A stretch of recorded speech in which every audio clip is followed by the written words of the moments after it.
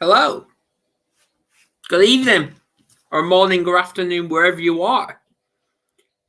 Tonight, I will be hosting my very final show for a bit. And I'm joined by the wonderful Dr. Erin Oxel. And together we're going to be discussing channeling your inner psychologist.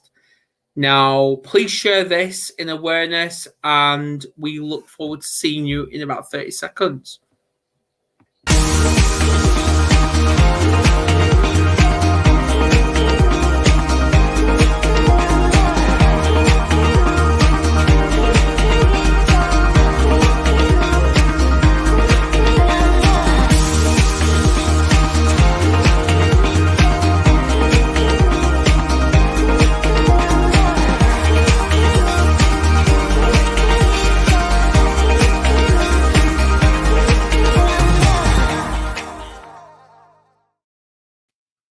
Hello.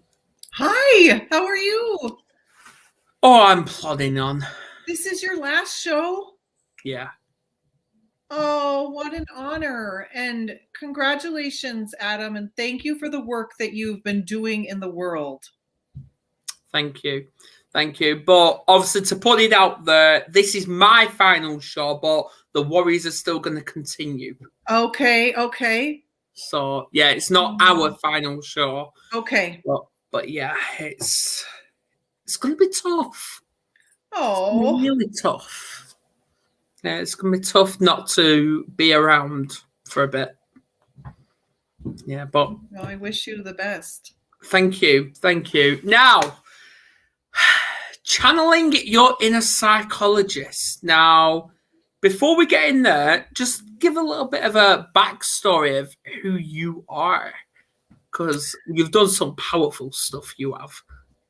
Oh, thank you, Adam. Well, I'm just a girl from Minnesota who always knew she wanted to be a psychologist. So I went to school till I was 31 years old and got all the degrees, and then had a psychology practice for about 13 years and loved it until I didn't really love it anymore. And a lot of that just had to do with healthcare reform and just the red tape and stuff. But have 3 kids, have a lovely husband, and about 6 years ago became an entrepreneur. I don't even know if I knew what that word was prior to 6 years ago. I certainly didn't know how to spell it.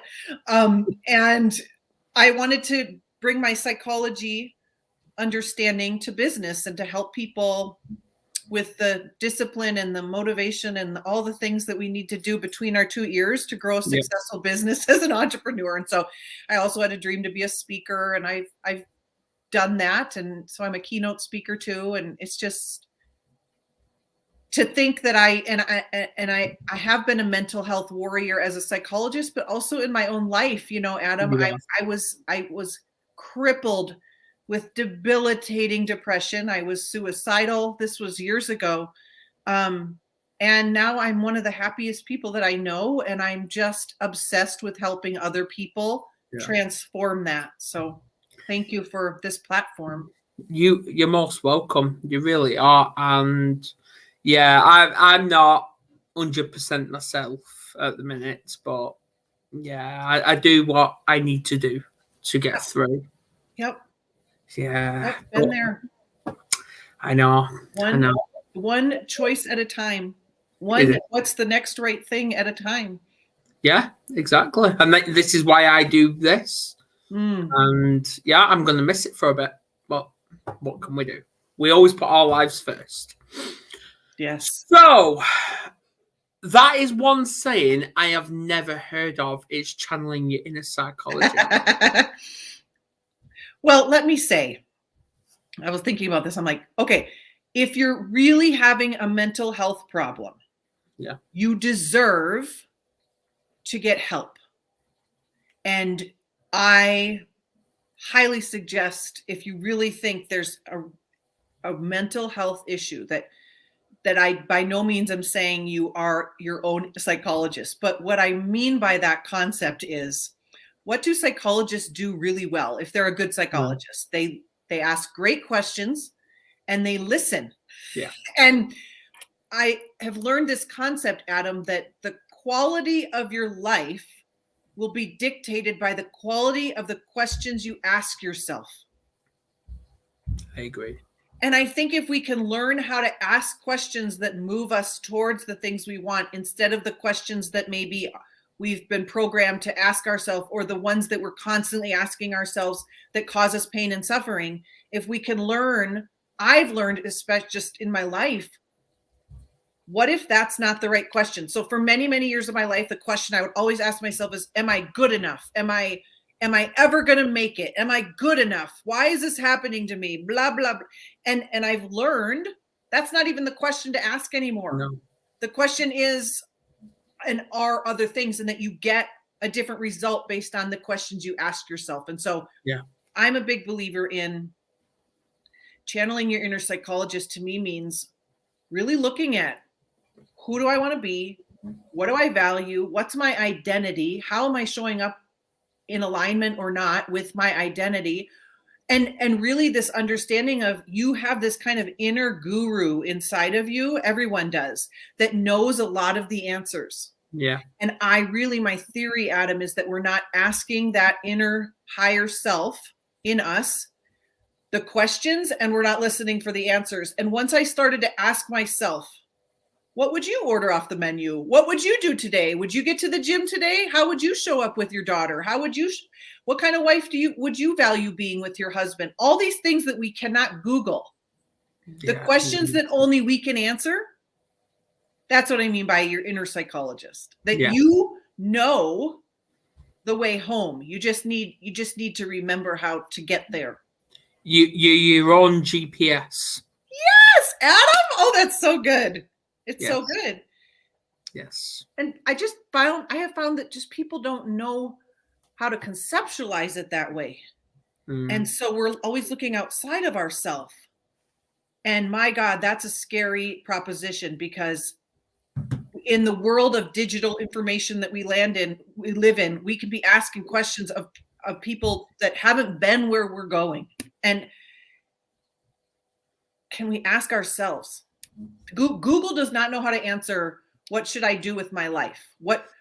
How should I show up? All those questions that Google cannot answer, that's your internal GPS. The biggest question no one could, well, people need to start asking is, are you okay? And Google don't have the answer to that. Amen. Exactly. And really listening and even asking ourselves that, of what would make me feel okay? Okay. You probably have some ideas about that. Yes. Okay. And then what would be the next thing what would be the next step to take the next step to being okay? Yeah. And that's exactly what I've been asked for the last couple of days. Am I okay? And you know what? Not once have I ever said yes. Not once.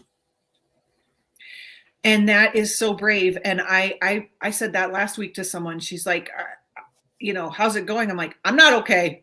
I mean,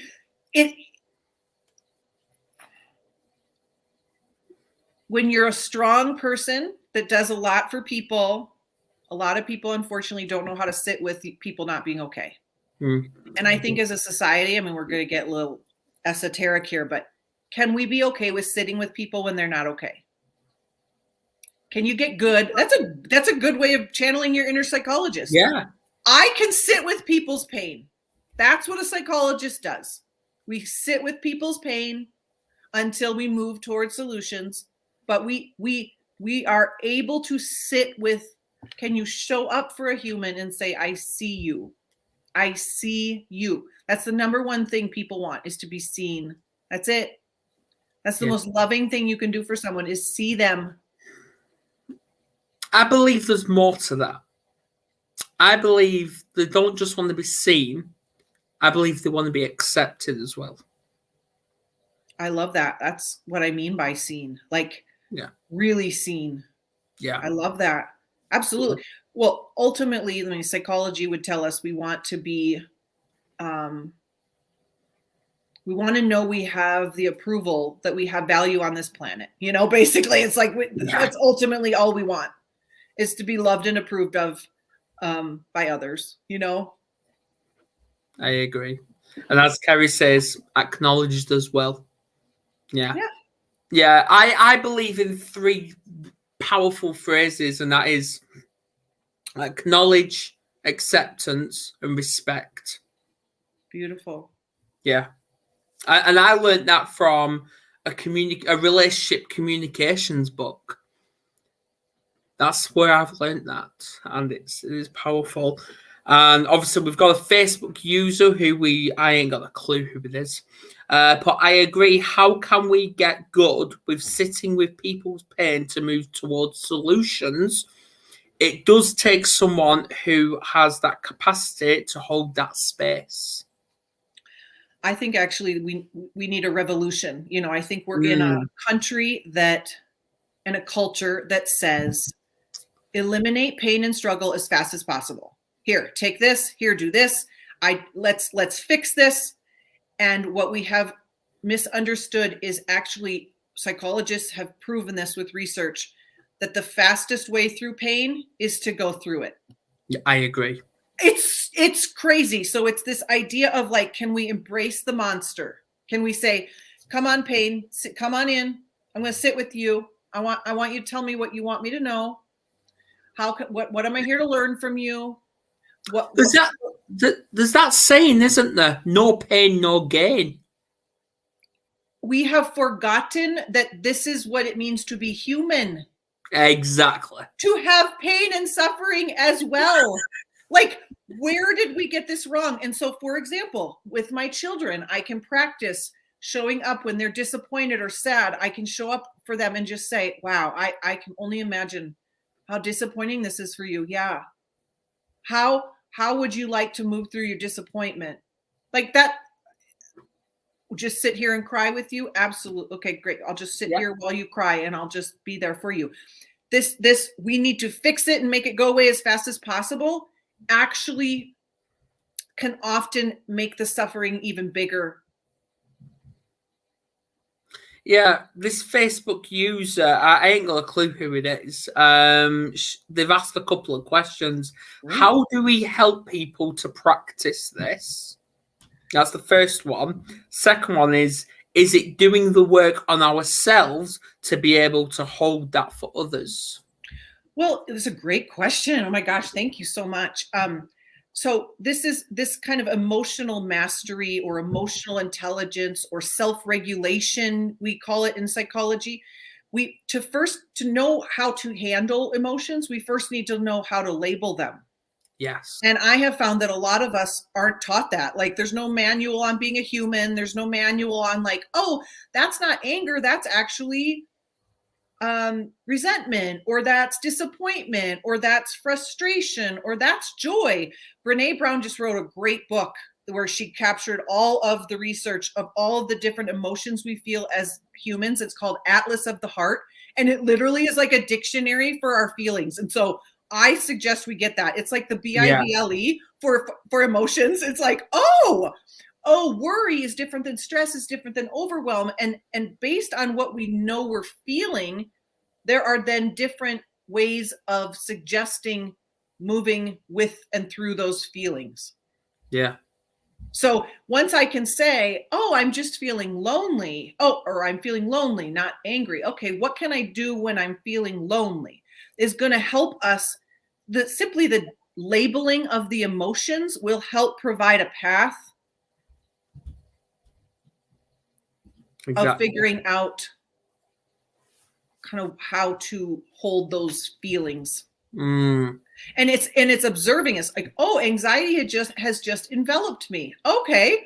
Oh, that makes perfect sense. Okay, what can I do about what can I do that helps my anxiety? Oh, okay, I know with anxiety, if I can calm down my physical body, that will help like quiet down the chatter of my brain. Okay, what can I do to calm down my physical body? Oh, I could take a bath, or oh, I could go for a walk, or okay. But it's this like, come on along, anxiety, we're going to go take a walk now. Like, so knowing what we're feeling is key to figuring out kind of what to do. And so, yeah. I see dealing with anxiety or depression as there's a method. I'm trying to think what it's called.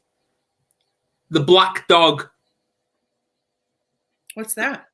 The black dog, it's basically the more you let in your challenges get the better of you, the bigger the dog gets. And the smaller you get. But if you can alternate, the dog gets smaller and the person gets bigger. That's if you've got control over it. So anxiety is a disorder of control. Anxiety is wanting to be in more control than you actually have, or feeling out of control. And so I like to think of feelings as information. So if every feeling enters, it's there to provide some information. Anxiety is there to provide some information. It can either provide information of prepare. So say I'm scared to give a talk. Well, the information coming in is it would be great to prepare. I'm worried that I won't do well. Okay, let's prepare. So it can be information actually to act. Yeah. Anger can be information. Oh, I want to change something. Interesting. Okay. So feelings are just information. And if it's like a side of a coin, so what is my anxiety? Let's say I'm terrified of someday getting cancer. Well, you can't tell me, Erin, you'll never get cancer. Don't worry about it. But you could flip the coin and say, well, what does this mean you really care about? It means I care about my health. Okay, what could I do about my health? What do I have control of? Okay, so the coin of anxiety, if I flip it over, it's like, oh, it shows me what I actually really value. Okay, what can I do about that? Okay, so that's how to make that dog smaller, is to understand, Exactly, Yeah, I agree. I totally agree. I need to send you that video about the black dog. I really do. I'll do that after this. Great. Okay, while you were talking, I was listening, and there's a bunch of people that struggle with trauma. How do they get past that? Well, that's again a professional, help of walking through trauma. There are, let's just say, it's not a mystery for psychology to know how to help people with trauma. We have research, empirically validated treatments for depression, anxiety, trauma, complex trauma. So that's good news. This is not a mystery to us. We know it's too big for the concept of this Facebook Live, but there are tried and true. We know how to treat trauma, which I just think is good news, right? And we all experience trauma in some form in our life, and different levels and different capacity and different severity that then change. I mean, our brain's job is to make order of the world. And so if I'm traumatized at night, my brain might say, I know, let's never go out at night again. Well, that would solve the trauma, but it creates some other problems. And so understanding that our brain's response to trauma is just to keep us safe and try to make the world make sense and orderly and not random and chaotic is just such a great thing our brain does until it limits us, right? Yeah, it's same with addiction as well, isn't it? I view addiction as just abandoning oneself. So any behavior we do that says, I cannot stay with myself, I must abandon myself. It's why I view recovery as just a decision, or sobriety as just a decision to stay with myself. I'm going to stay with I will not self-destruct. I will not self-harm. I will not self-injure. I will stay with myself is my definition of sobriety. Exactly. I agree with that, definitely. Which is not fun at times to stay with yourself. No, that's the hard work, is to stay with yourself. I see life as a driving lesson. Like, you've got this theory, which is all to do with information you were mentioning, but then there's practical, is actually using that information and practice it and act on it. But people get stuck after doing the theory. And they're living in that fear of acting, aren't they? I think this is kind of what you're saying. I love it. I'm a fan of there's a saying that I have. Stop trying to think your way into different behaving and behave your way into different thinking. And we spend it's our greatest gift as human beings that we can think about things. And it's our greatest struggle that we can think about things. And we have to take care of this like strength. But behavior will change your thinking. So I can sit on the couch all day long and say, I'm going to do that thing once I get the confidence to do the thing. But you don't get the confidence until you do the thing. And then the confidence comes. Yeah. And so we get it really backwards. And there are very few things that behavior can't solve. That Nikes just do it. Like that concept, there's so much gold in that concept of the doing changes your life. I agree, because that leads me to what I was dealing with a couple of days ago. Now, I had a really bad day with my son, really bad day. And bless, he's got autism as well. And he really wants to go back to school, which we're in the waiting game now, so it's out of our control. But so obviously it was kicking off, and it actually affected me to the point that the next morning, I just chose not to get dressed. I stayed in yesterday's clothes, and then Kerry, obviously before she went live, said to me some really encouraging, inspiring stuff. And that is, make your bed, get dressed, go for a shower, whatever, and then acknowledge it. So then, while I was sitting on the settee, just processing what she actually said, which was fantastic, my son came down, and I literally just told him directly, because he was being negative to me, and I'm like, I don't care. I don't care if you don't love me. I don't care if you love me. I really don't, because at the end of the day, you've got all this anger, and in the long term, you're going to realize that you're only angry with yourself. So I then got up and actually did what I needed to do. And that was go for a shower and stuff like that. And I felt better. Good for you. Yeah. But I'm not 100%, but hey, things take time. Yeah. It's the hardest it's like a catch-22. It's so hard to do the thing that will help you get through, but when you do the thing, you get through.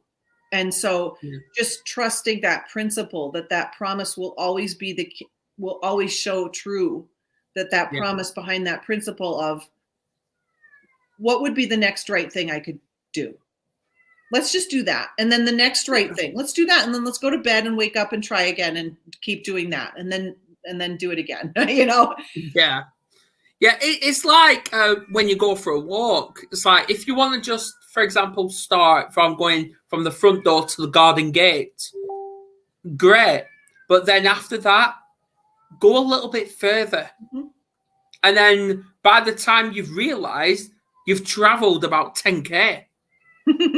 Just like Nemo says, just keep swimming. I mean, it's exactly. just keep humaning. Just keep humaning. Yeah. That's all we need to do. I agree. Wow, see, I'm focused on you while I've got two cats trying to kill each other. I can hear. Oh my gosh, your cats! Can you hear them? I can hear them. Now that you say it. Oh my gosh. Yeah, they're trying to kill each other. My new puppy's just sitting here by my feet, being a good puppy. Oh, seriously. No, these cats, they're forever trying to kill each other. So one of the things I want to give your listeners, what questions to ask yourself. This has changed more people's lives than I think anything I do, and it is, if I can share, Adam. The question to ask yourself is, who would my ideal self be? And I want you to write down, spend some time with yourself tonight, everyone, and write down all the words that would describe you being your best ideal self, whatever that means to you. And then I want you to circle 3 of them and just pick 3. And know that you can choose and change your 3 at any time, but what would be the 3 most important aspects of your ideal self? And my 3 words are right here. So they're right up here on my shelf. they are fit, free, and aligned. And I know what those mean for me. But that is your identity. That's your sense of self. And the way to self-esteem, the way to liking yourself, the way to feeling confident in yourself is to behave in line with your stated values. Yeah.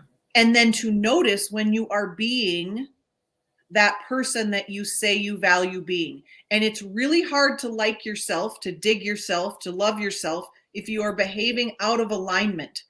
And it's really easy to feel some self-mastery, self-love if you're behaving in line. And so this isn't about perfection, but it's about having that is your GPS. That's your internal GPS of where are we taking this vehicle that is me? Oh, we value being fit, free, and aligned. Okay, if I am being aligned with the kind of wife I want to be, how do I want to show up with my husband tonight when he comes through the door? Okay, if I want to be fit today, what does that mean spiritually, mentally, emotionally, physically? Okay, that would mean I would, eat that and I would go to the gym. Okay, if I want to be free, okay, that would mean that I would take care of my spiritual self and all the ways that I know that means for me. So that really is the equation to happiness, is to return home to yourself. What does that mean? Ask yourself who you value being and then go about being that person. If you valued being a patient father, no matter what shows up in your day that might be frustrating, you at least could, when your head hits the pillow at night, say, and I was the kind of father I valued being today. Okay. So that happiness is not circumstantial. Happiness is based on an internal identity. That's why it goes back to identity. It does. This is, I believe, this is the treatment for most mental health mood problems. Being who, and no one teaches us the technology of, No. I've never even thought of who I valued being. How the heck would I know that I'm being her if I've never? So that technology is very simple but profound. Yeah. Yeah. See, I've just thought of my 3 words. So happy days. What are they? Inspiring, powerful, and confident. Oh my gosh. You love them, don't you? That's going to change your life. Look, because now your brain's going to go looking for ways. How can I, oh my gosh, I was inspiring today.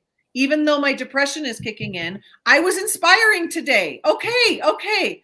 And before you get on a call, you can say, I want to inspire. My intention is this, my intention. So the awakened life is one where you are awake to your intention. Yeah. That's the difference. When you study the happiest people on the planet, the number one thing they do differently is they activate their higher self, meaning they're intentional about being that person. Yeah. They're creating prompts throughout the day. Every transition they make, they might say, what is my intention for this? What is my intention for this? Oprah Winfrey started every meeting at Harpo Studios for 25 years with the same question. She would sit down at the boardroom and she would say, what is your intention for this meeting? And when you live like that, what is my intention? You will find peace. I agree. So we just need to be awake to, and not going through the motions of our lives, but be awake to, oh, I was just the woman I valued being when my kid was here, or wherever you are, you can be awake to that. I agree. And this Facebook user is posting some really amazing comments. I wish I can't see them, so keep them coming. Yeah. Well, if you click on comments on your screen, they'll all be there. Oh, that's all. Okay. Well, there it is. You've learned something new. I've inspired you. Yes. Practice the values every day. Integration. Man, we live in a world. Let me say a word about the word integration. Yeah. We live in such a world of information that I think we've become addicted to thinking that more information will help us, but actually more integration will help us. Yes. If you really integrated these truths, they will change your life. But we think, well, if I just studied this new person or read this new book or No, we just need to integrate. If you integrated the 3-word philosophy into your life, it will change your life. Yeah. So we don't need more information. We need more integration, and that will lead to transformation. Yeah, I agree. And hello, Natalie Blue. Hope you're well. Hi, Natalie. Yeah. I really do wish I knew who this Facebook user is. I know. What's your name, Facebook Who are user? you? Post your name, Facebook user. We want to get to know you. What is your name? Who are you? They're clearly tuned in via the Mental Health Warriors private group. So there you go. Do you want to know the #1 treatment for depression? Go on. Research is showing it's a clean, healthy diet. Right. And the problem is that doesn't make anyone money. No, but literally, it's how I treated my depression. I got to the gym, not because I wanted to work out. I wanted to stop eating Oreos excessively and alcoholically. And I wanted to be aligned with who I said I wanted to be. And so I was like, I'll just sign up for the gym. And my life changed in the next year. I started to become a woman that did what she said she was going to do.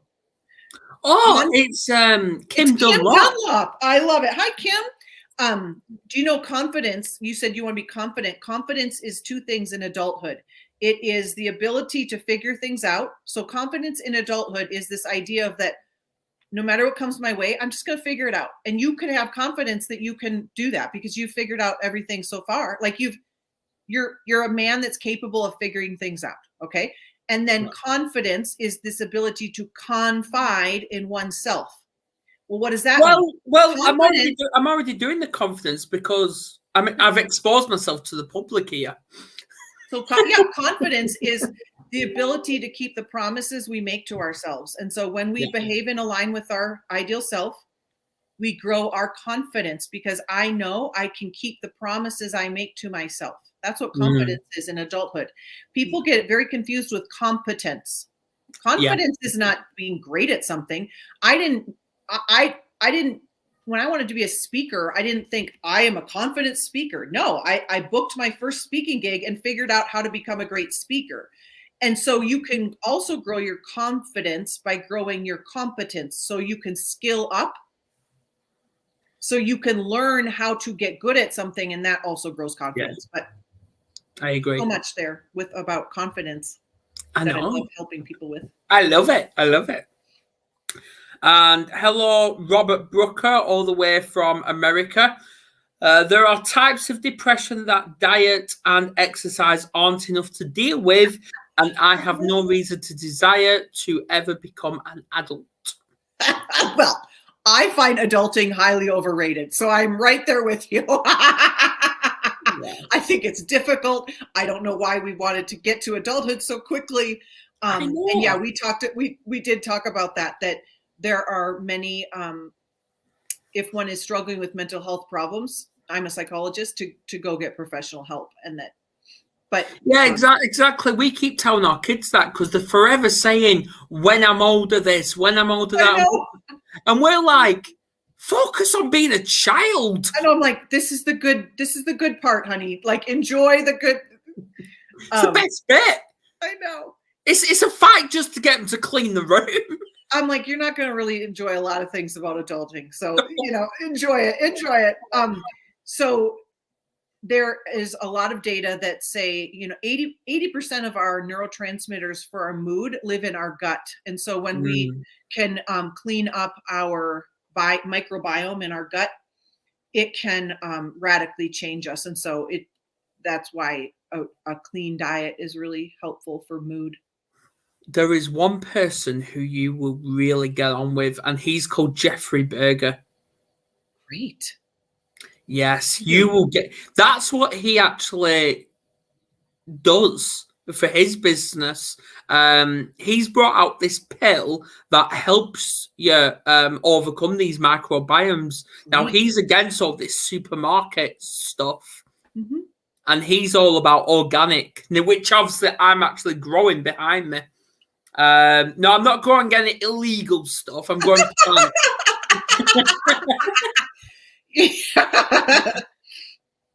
Oh, No, I've got organic compost, organic fruit and veg, stuff cool. like that. Good for So you. yeah. And they're doing well. And the thing is, even though we've had about 3 full storms above us, I've kept the greenhouse in all time and they're actually doing really well. Oh my goodness. I can't keep any green thing alive. So good for you, Adam. You're winning. You're winning at this adulting thing when it comes to keeping plants alive. Yeah, exactly. Well, my partner asked me, what do I want for our 13-year anniversary? I said, get me a greenhouse. Oh, I love it. Exactly. Get me a greenhouse. Get me some seeds and I pots. said, get me a puppy. You said a greenhouse. I love it. Both are good. They are, aren't they? But the thing is, though, she because Mother's Day is coming up, she wants another cat. I'm like, you've already got 9. No. No. Kerry, if you're still watching, the answer's no. Yes, adults want to become kids again. Yes, I was just telling my husband, as adults, the thing that kids think is punishment is a reward for adults. So napping, they think that's a punishment. We want to nap. I love sleeping. I asked my 16-year-old, I said, what actually happens if you're late to school? Because she was worried about being late. And she goes, oh, it's awful. And I said, what is it? She goes, it's detention. I said, what is that? And she said, they put you in a room by yourself without your phone. And I said, that sounds like heaven to me. I am trying to figure out how to live my life in a way where I can be by myself without my phone. Oh, like, I've been put on the spot now. Oh my gosh. Oh, cute. So it's just so funny. I've not thought about what together for Mother's Day yet. I ain't thought about it. My birthday's first. Another question to ask yourself to channel your inner psychologist is, if I was being my ideal self, what would I do? If I knew this thing that I desired in my life was going to happen, how would I show up today? That's another great question to ask yourself.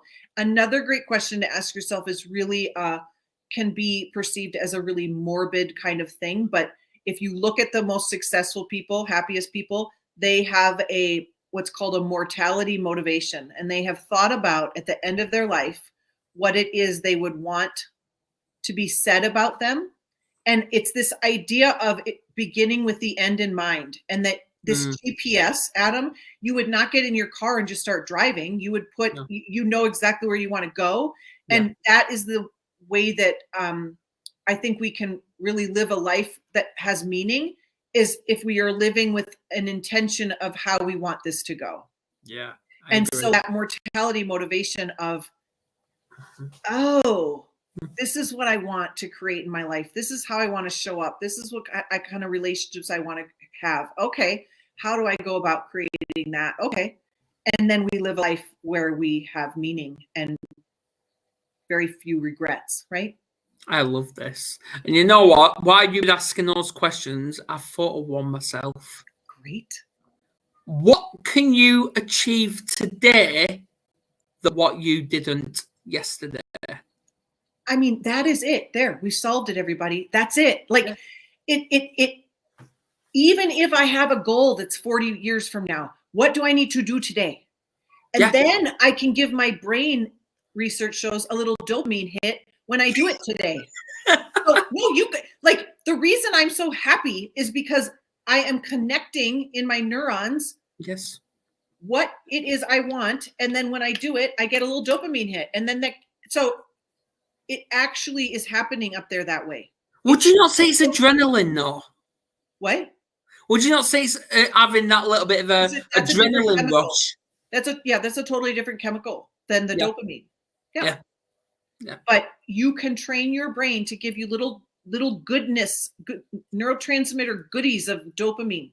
Yes. By doing the things, by being the person you say is what success means to you, So what does success mean to you then, Erin? Oh gosh, my definition of success is from Maya Angelou, that success is liking yourself, liking what you do, and liking how you do it.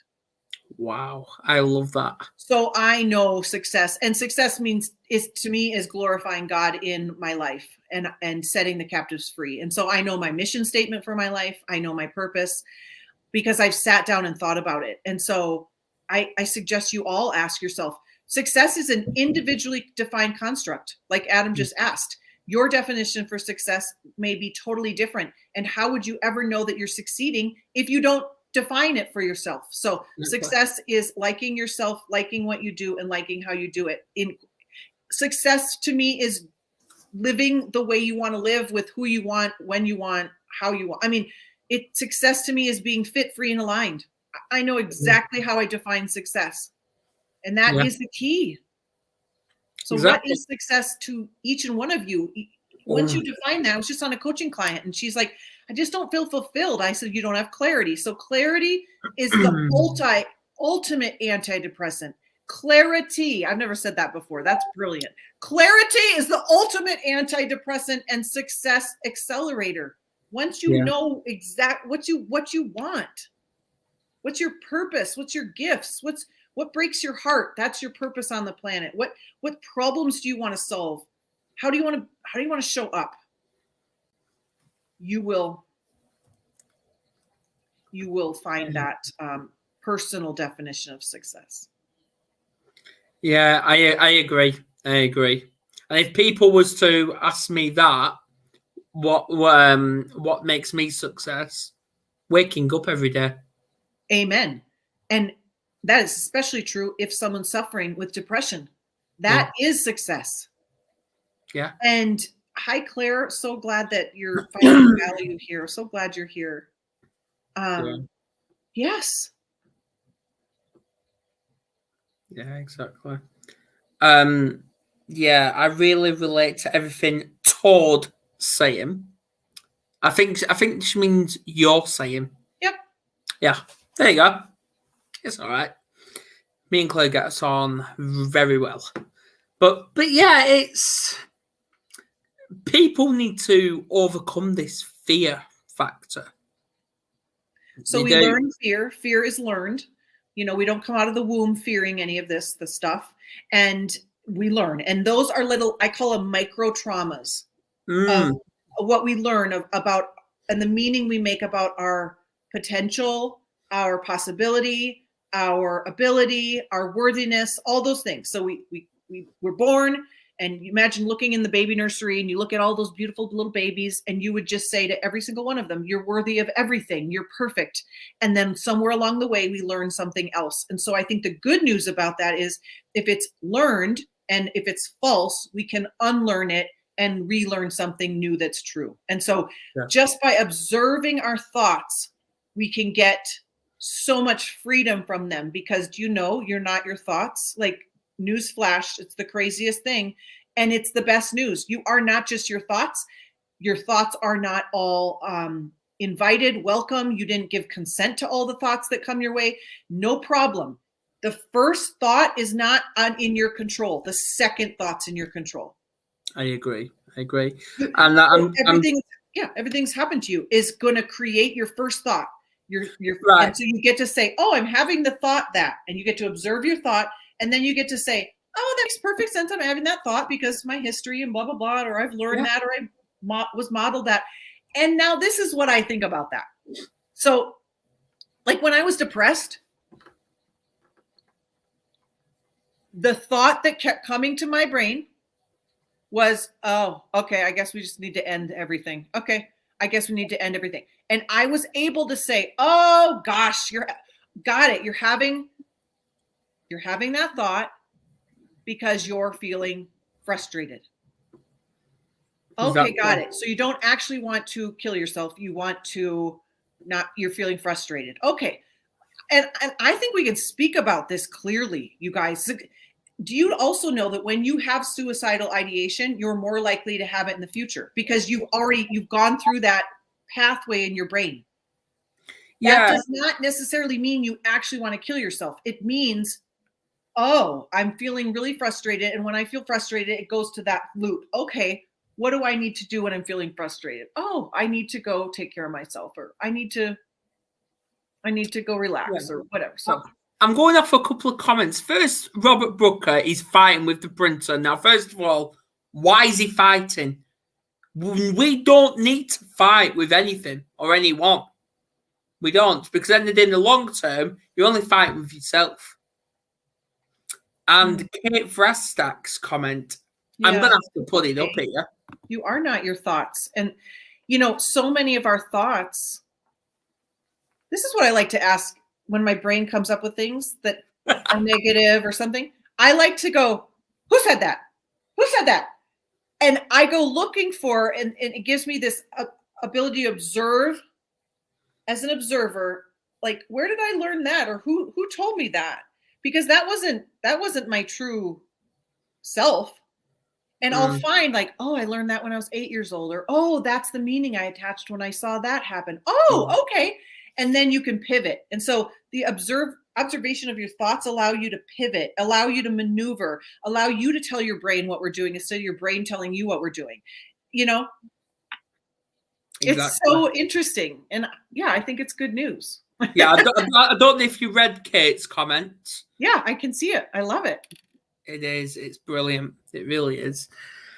So, I don't even know we can talk for hours about this. We could talk for hours. We could solve all the problems. Just kidding. I love it, Adam. What do you know your purpose on the planet, Adam? That's a big question. Your mission? Mission is to end the stigma of mental illness. See? And to change people's lives. You're awake. You have clarity. Yeah. And so you move that forward. So asking every one of your guests, like, if someone woke you up at 4 a.m. and they woke you up out of your slumber and they said, what's your purpose on the planet? Adam would have known what to say. I would know what to say. I want you to get so clear on, and your purpose on the planet, it's very simple. It's, what do you know are your unique gifts, or what breaks your heart? That will tell you your purpose on the planet. I think if I actually did that to my partner, she'd kill me. So you want to know your purpose, so that I could go to Kate in the middle of the night. I said, Kate, what's your purpose on the planet? And she would say, I know. And then do other people in your life know? People in my life know, oh, Dr. Aaron's purpose on the planet is to set the captives free, because I am so clear about it. But you find your purpose on the planet. It's very simple. You don't have to go searching anymore. You need to ask yourself, what are you gifted with, and what breaks your heart? Yeah. And what breaks your heart is usually the thing that you're here to help solve. So the thing that broke Adam's heart, my heart, the thing or the pain we see in the world, that's I'm setting the captives free. Free from what? Free from unworthiness, perfectionism, and self-doubt. Why? Because I struggled with it my whole life. Okay, got it. Your mission, Adam, is because it broke your heart. Like, there's something so that's your purpose on the planet. You're welcome, everyone. Yeah. You just got your purpose on the planet. There you go. You should be able to wake you up at 4 a.m. and answer that question. I'm going to try that with Kerry. Stop it.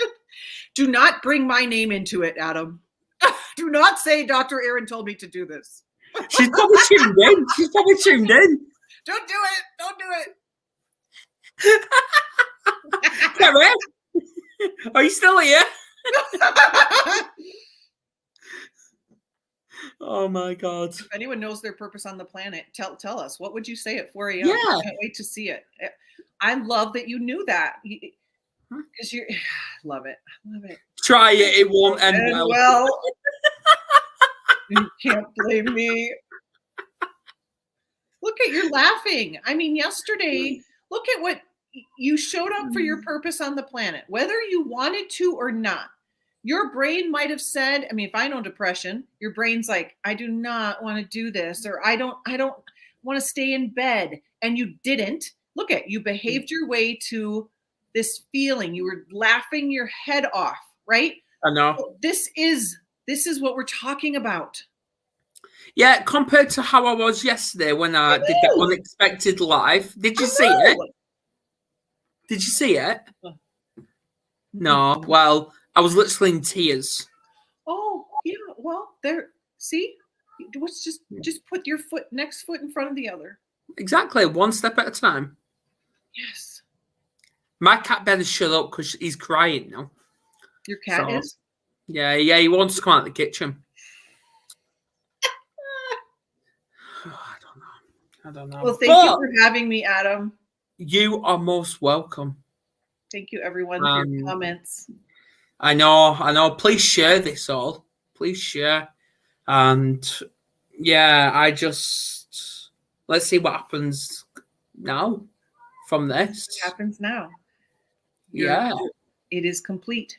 It is complete here. Yes, it is complete. So please subscribe if you haven't already, because I know last time I checked we was one away on YouTube from 500. So yeah, so we need to get to 500. And yeah, I just want to say thanks to everyone that's supported me through all of this.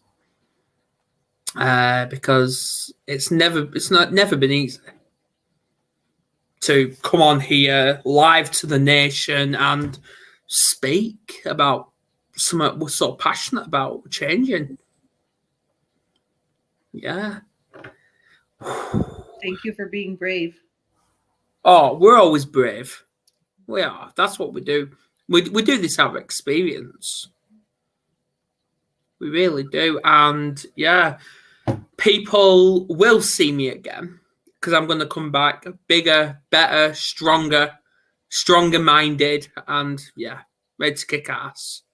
Love it. Yes. So, question is though, when will they see me? It could be tomorrow, it could be next week, it could be next month. We don't need to know how. Yep. Who knows? We don't need to know. So, thank you to everyone tuned in tonight, whether live or on the replay. We love you anyway. Erin, you're an absolute fascination. Thank you, Adam. Love being here. You are. And don't worry, we'll be bringing you back at some point. Please. Because we need to talk more about all this. Great. We really do. You succeed your mission, we will succeed ours, and there you go. There you go. Be right, well, everybody. Yeah, right. I will see you all, and time for me to get on with some college work. Bye. Bye.